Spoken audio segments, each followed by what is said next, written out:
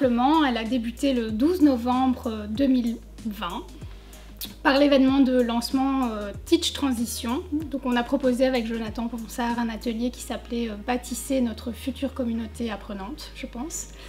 Et à cet atelier, on avait déjà pas mal de personnes qui étaient intéressées par cette idée d'échange entre praticiens. Les premiers ateliers ont vraiment été dédiés au choix des membres, sur notamment le jour des rencontres, les heures, le nombre d'heures de rencontres, les moments privilégiés, et aussi les thèmes qui seraient traités au sein de notre COP, en tout cas les premiers thèmes.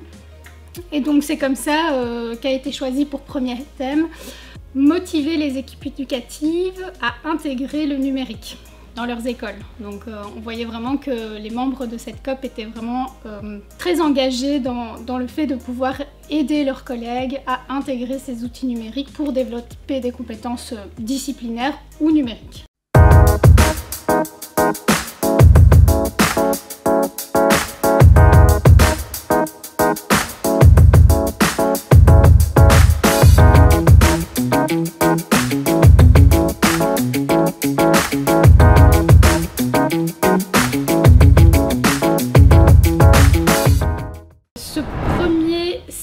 En fait, a été divisé en 3 parties. Donc le premier, c'était une partie d'organisation pendant laquelle chacun pouvait prendre une place dans l'organisation de la COP en tant que facilitateur ou animateur pour animer à la session suivante un partage pédagogique. Donc finalement, un partage pédagogique, on l'a appelé comme ça, mais c'est surtout un retour d'expérience.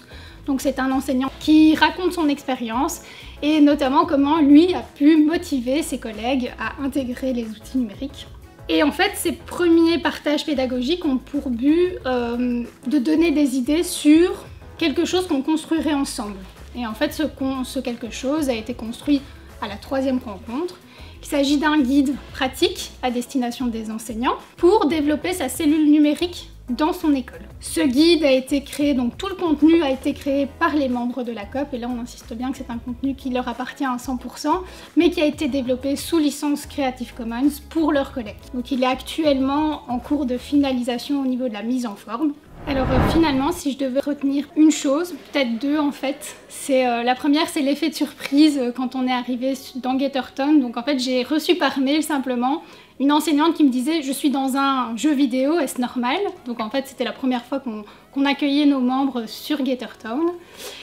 Et alors quelque chose d'assez particulier qui me tient à cœur, en fait la COP a fait se rencontrer 2 enseignantes ou déléguées numériques dans leurs écoles, de 2 écoles qui sont situées l'une en face de l'autre, une primaire et l'autre secondaire, et donc elles souhaitent développer ensemble un projet qui va instaurer une continuité pédagogique entre les élèves qui sont en fin de cycle primaire dans cette première école et les élèves qui sont en premier cycle secondaire dans l'école qui est juste en face. Donc ça c'est vraiment formidable.